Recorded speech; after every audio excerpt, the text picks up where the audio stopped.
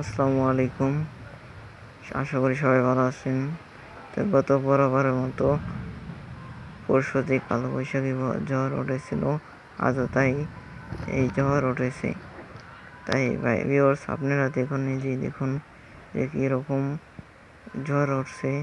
গাছের পাতা গাছগুলো কীরকম নড়চড় করেছে।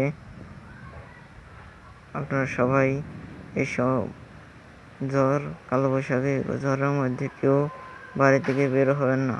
তো ভিউয়ার্স দেখুন গাছগাছালি কেমন করছে, কেমন নড়াচড়া করছে, কী ভয়ঙ্কর ব্যাপার। তো এই সময় সবাই আল্লাহ তাআলার কাছে দোয়া করবেন যে আল্লাহ তাআলা এই ঝড় যেন মাফ করে দেয়।